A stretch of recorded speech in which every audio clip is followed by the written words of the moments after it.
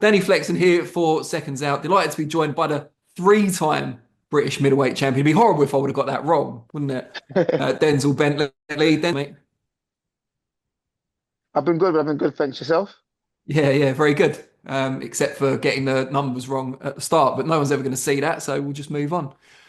Um, we haven't seen you in the ring for a little while, but you are now the WBO #1 contender at middleweight, a belt held by Janibek, Alim Kanuli, who you know well, Yeah. having been in there with him before.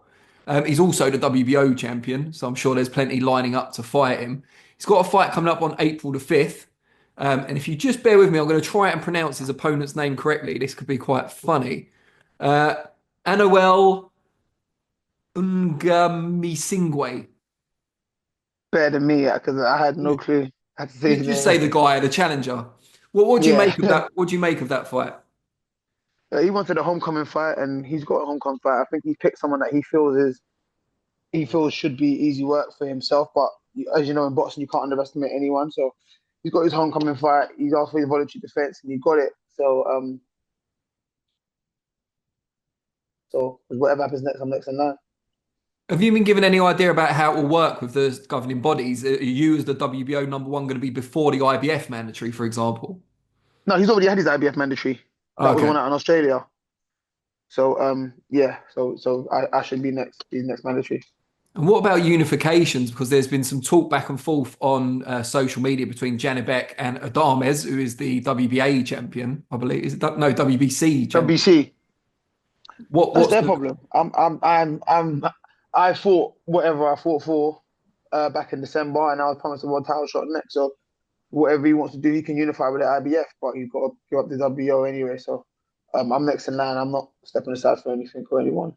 even if it would mean you getting the chance to fight for three belts instead of two? So what should I do in the meantime? Yeah. Like, do you know what I mean? I can win the two and then fight for the third at a later date. It doesn't bother me. I mean, I have intentions and dreams of being a world champion. I don't feel like prioritizing anyone else's dreams before mine. So yeah, I mean, if I get an opportunity, I won't be stepping aside because that's what I want to do. I'm not gonna, prioritize anyone's dreams before my own. Quite right. Now, just talking of Janibek and that fight, if it's to take place this summer, which seems logical, how likely is it that it's going to be over here in the UK? What's Frank saying to you about that?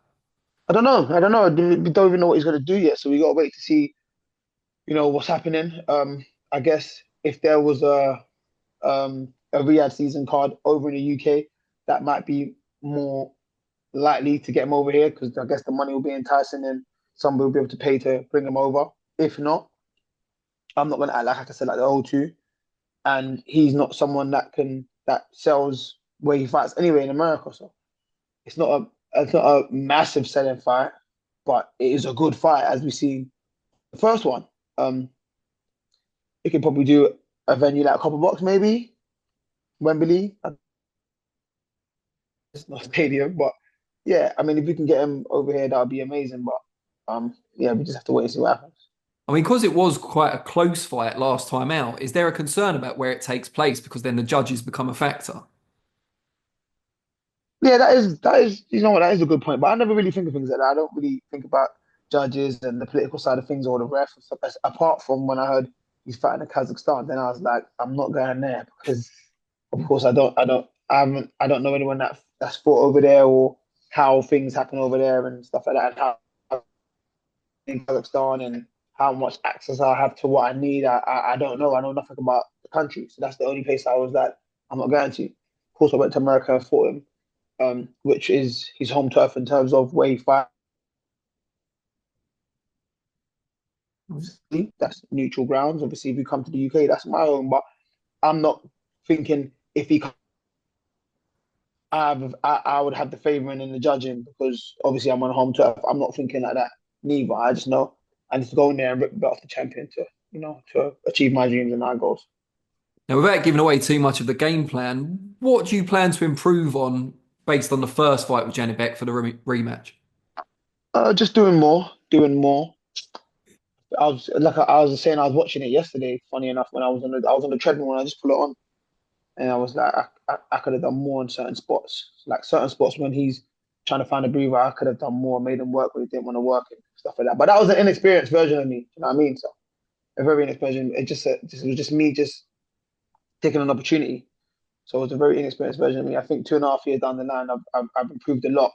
Um, so yeah, it should be a good fight. Looking forward to it if it And does if it's happen. not the summer, if it does get longed out a bit, will you look to take a fight in the interim just to keep yourself sharp? Yeah, I wanted to take a fight. I wanted to be out on these cards that have been announced in April or May. I mean, that was sort of the incentive. Like that was sort of like the guideline. Like, oh, Janibek's taking a fight in April.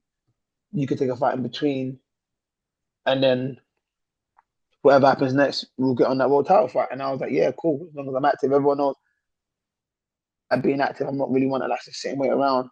I'm always in the gym. But it just didn't materialize like that. I mean, all the dates got announced, then I wasn't on any. And now, the closer we're getting to April, it's a bit more unrealistic that I will be fighting in May or April as well. So the summer looks like the obvious the obvious option, but it just depends what he does. But either way, I think once he has this fight, we can kind of force his hand, get in the WBO, implement the manager position.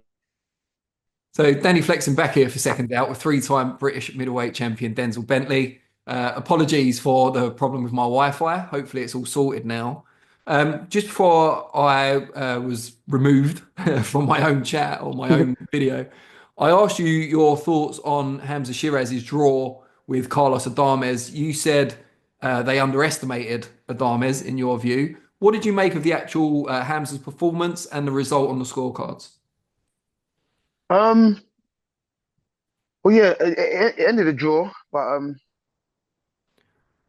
I scored it live. I thought he lost. I thought he started well, but finished poorly. Um, Adamas got into a flow, into a rhythm, and Hamza found it hard to kind of break that rhythm. Hamza was just kind of cruising and doing what he felt, doing what he liked really. Hamza was struggling to kind of find the target because of his head movement, Adamas's head movement, the lateral movement and stuff. But I think he could have finished stronger. He could have finished stronger, or maybe he couldn't. Maybe that was his best efforts, and if that's his best efforts, then we can only appreciate that. But I feel like he could have finished stronger and just kind of let his hands go a little bit more, considering the fact that his corner told him he was down. Sometimes you just got to kind of drag that dog out of you and bite down and just get the job done if you need it. Because if he'd have won that last round on the scorecards, it would have been a win, even though the majority of the viewers wouldn't have agreed with that. But one more round and he that could have been his fight. He could have won world champion, but he didn't want to, kind of bite it down and go to the trenches really. Is him going up to super middleweight a bit of a relief in that people stop asking you about him? I mean, I haven't, but I will. No, no. It's even more frustrating because it's like we should have done this 3 years ago, and now you're moving up because you can't make the weight or wherever it is. Um, if you'd have won that fight, would he have stayed at middleweight as the champion and defended his belt, or was the plan to always just pick up the belt and move up, which means he was never going to fight me anyway?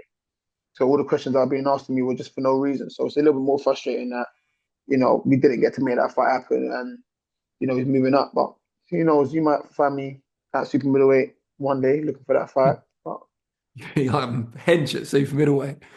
Um, just wanted to talk to you about what you've been doing the past couple of weeks. You were out in Spain, obviously helping Conor Benn prepare for his fight with Chris Eubank Jr. Fight we've talked about yeah, quite a lot previously, and also you possibly fighting Eubank Jr.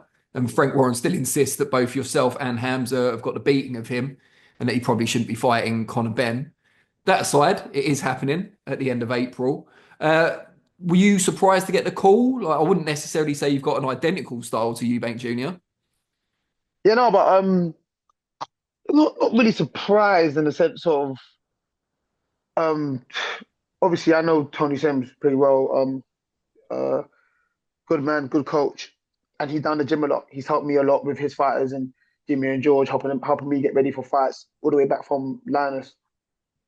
And then obviously to my recent fight in Brad Paul's, he helped me a lot, bringing these boys down for me to spar and help me get ready for these fights. So obviously when he's asked me, it was a no-brainer. It's like, all right, cool. I don't mind. I'll come over and help you guys because you lot have obviously helped me a lot with sparring and stuff in my career with your boy. So I'm more than happy to come down. So of course everything got booked and we went, and it was nice over there. They looked after me. It was good.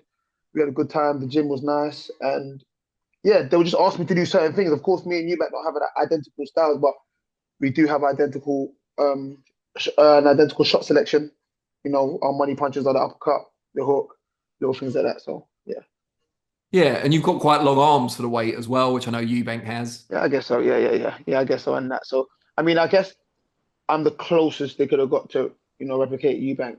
As close as possible. I think everyone else has a completely different style to the two of us, or to myself anyway.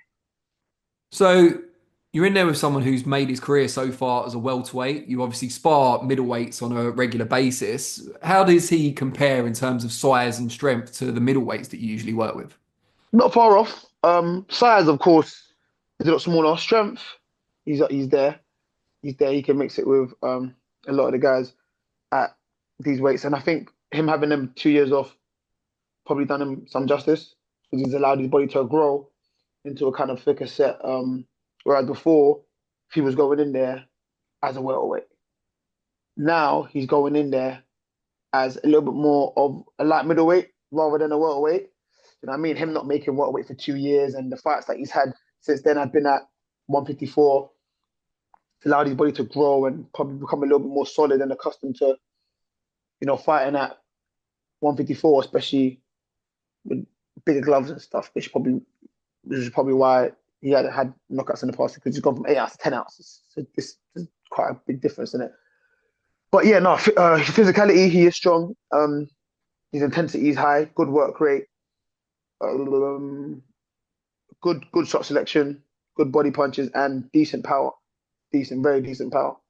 How long were you out there? How many rounds roughly did you do with I was him? out there for 2 weeks. 2 weeks. We sparred 3 days a week. That's So quite a yeah. lot then. Yeah. So like 6 bars altogether, and I'll be going back out there again. Okay, Every you're going to go final back week out there sparring. later in Yeah, camp. yeah, yeah. Yeah, All yeah, right, so I won't expect you to say anything negative about Conor anytime now. yeah. No, but I'm just being honest. You know what I mean? Like, from what I felt in there, it was like, you know what, you actually can't write him off. As much as I was one of the ones that was saying, like, this fight, like, fight a mid Chris Eubank, like, fight a middleweight. Like, why are you fighting a welterweight? Obviously, aside from the money, I see in for Conor's argument, it's like, nah, this is actually gonna be a good fight still, because he like he's not one of those ones where he takes a shot well as well. So he doesn't really take a shot and then step back and he's in his shell. He takes a shot, whether it's to the head of the body, and he's right back on you. You know what I mean? So it's like he ain't giving ground. He ain't showing no signs of quit or bottling it, or, oh, I'm just gonna survive here. That's not in his blood to just survive. You know what I mean? Like, he was catching me with good shots as well, and I thought, okay, this guy's really he's really pressing. He's on it. And he's not just trying to be there. He's trying to make his presence felt. So he catch me with good shots. I catch him with a good shot, and he's right back on me. You know what I mean, so it was good rounds. It was good competitive rounds. How long after the press conference tour did your sparring with him start? Was it the week after? I can't remember. It might have been the week. It might have been the week after. I think. Um, I, it might have been the week. I'm gonna say the week after. Yeah, I'm gonna say the week after. Did you guys talk about it? What had gone on? No, that's actually Not at mad. all. No, I didn't. No, I didn't mention it to him at all. At all. Um, I think I spoke to a member of his team about it briefly, but it wasn't about the whole exit situation. It was just the magnitude of the fight. How on both sides there's people that want to see both fighters get knocked out. There's fighters that want to see Chris Eubank get knocked out. I mean, fans that want to see Chris Eubank get knocked out, and there's fans that want to see Conor Benn get knocked out. So I think that's the only thing we kind of touched on. But I never asked about the whole situation or how he felt about it, or, like, you know what I mean? I never asked him that. What was his view on that? That he's, for some people, the villain of the piece now rather than Eubank Jr.? I can understand it. I can understand it. Like in all things in the world, the media have a big part to play in things. And for 2 years, the media painted him as this guy that failed a test and whatever, whatever, whatever. And when Chris Eubank had the Liam Smith fight, he was good in the presser, the build up, quick fire with his responses, and he kind of won those kind of exchanges in the pressure and stuff. So everyone kind of grew to like Chris, and it was like, oh, you know what? He's not so much of a prick or whatever. Because before, when his dad was in his corner, he wouldn't speak. He just used to stand there, and it was like, who the hell does this guy think he is? Now, as his career's gone on, we're seeing a lot more of his character, a lot more charisma from him, a lot more whatever from him. Do you know what I mean? Like, we're just seeing more of him, which is making the public grow to love him a bit more. And obviously, for 2 years, Conor's been painted as this guy that, oh, he cheated and no one really knows what's going on, or this, that. Some believe him, some don't, and whatever the case may be. So I guess that's why he's been painted as the villain, because he's the one that still has to right his wrong in the eyes of the public. But does he understand that, or does he think everyone should be backing him? Another good question. I never asked him. I never spoke to him about that, and I never really asked him, "Oh, how do you feel about it?" But the vibe I'm getting is he's someone that he's very what's the word I'm looking for? He's very he's solid. He's hard to crack. He's hard to crack. You know what I mean? Obviously, when he was going through what he was going through, that was hard to go through, I can imagine, for him, because it's like, oh, I've got to prove myself, I've got to do this and interviews and all these things. And that might have put him in a dark place at times, but that's probably built his resilience. And now he's a little bit more like, boy, I don't care what anyone thinks about me. I'm just going to do what I'm doing. I think it's more of that now. Like, all right, call him, like, let me be the villain. I'm not upset that I'm the villain. Like, I'm just going to go in there and do what I've done, and probably in his mind, win the hearts back of the public. Brilliant. Well, I'm not going to ask you for a prediction now because you haven't finished camp with him yet. But after that, when it's just before the fight, I think that's the right time to Yeah. ask. But really appreciate your time. I hope you get Janibek locked down for the summer. And Thank yeah, you. we can't wait to see you back in the ring. All right, cheers. Thanks. Take care, mate. See you soon. Awesome. All Bye. right,